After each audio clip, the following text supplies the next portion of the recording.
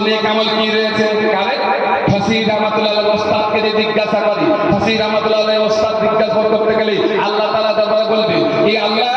আমার নেক আমল হলো ফাসি, আমি একটা আলিম, ফাসিকে ভালো একটা আলিম